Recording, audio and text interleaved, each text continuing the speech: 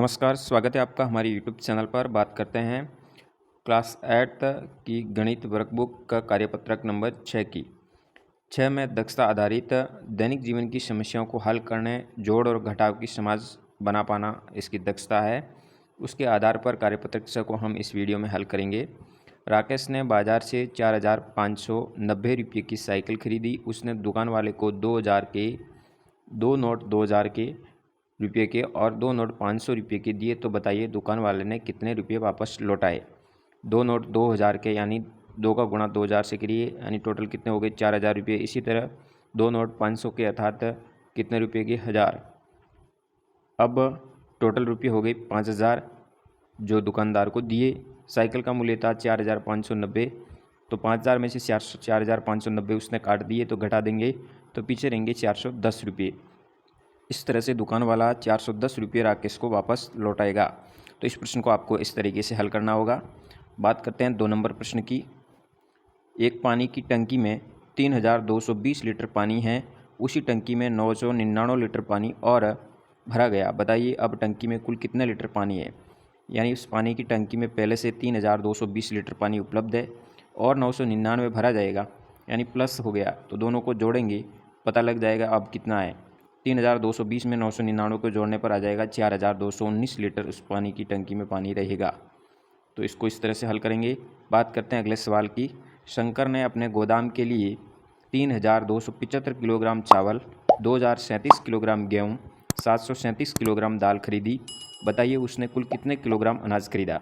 अब तीनों को अलग अलग खरीदा उसने। जैसे चावल की बात करें, गेहूँ की और दाल की, तीनों अलग अलग खरीदा है, तो तीनों को हम कर देंगे जोड़। टोटल कितना खरीदा पता लग जाएगा, तो इन तीनों को जोड़ने पर उत्तर आ जाएगा 6,049 किलोग्राम। बात करते हैं अगले प्रश्न की। नीचे दिए गए सवालों की संक्रिया के रूप में लिखकर हल करना है। तो सबसे पहले आपको सवाल को पढ़ना है। जैसे मम्मी के पास में 5,645 रुपये थे, उसमें से किरण ने किताब खरीदने के लिए 245 रुपये लिए। बताइए अब उसके पास कितने रुपये बचे। अब 5,645 में से 245 उसने ले लिए, तो कुल ये थे, उनमें से ये ले लिए, पीछे रहेंगे 5,400 रुपये।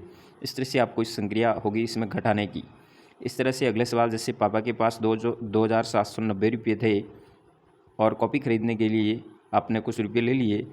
पापा के पास अब 1,860 रुपये बचे, तो बताइए कॉपी खरीदने के लिए आपने कितने रुपये निकाले थे।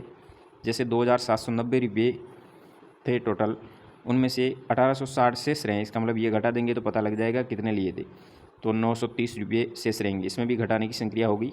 अगले में घर में कुछ रुपये रखे थे, उनमें से नंदू ने कॉपी और पेन खरीदने के लिए 320 रुपये ले लिए।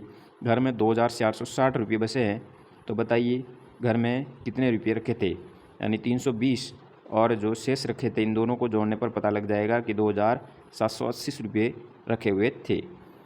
तो इस तरह से आप 4 नंबर सवाल को हल करेंगे। इसी का अंतिम सवाल वर्कशीट का, 4 अंकों की सबसे बड़ी संख्या और 3 अंकों की सबसे छोटी संख्या। तो 4 अंकों की सबसे बड़ी संख्या होती है 9,999 और 3 अंकों की सबसे छोटी संख्या होती है 100।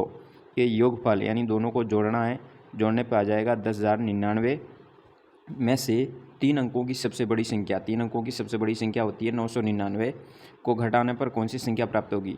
इन दोनों का योग होता है 10,099 में से आपको 3 अंकों की सबसे बड़ी संख्या यानी 10,999 में से 999 घटाने पर कौन सी संख्या प्राप्त होगी, तो वो संख्या होगी 9,100। इस तरह से आपको वर्कशीट नंबर 6 पर इस कार्य करना होगा, घटाने और जोड़ से संबंधित। धन्यवाद। जानकारी अच्छी लगी हो तो वीडियो शेयर जरूर कीजिए। जय हिंद, वंदे मातरम।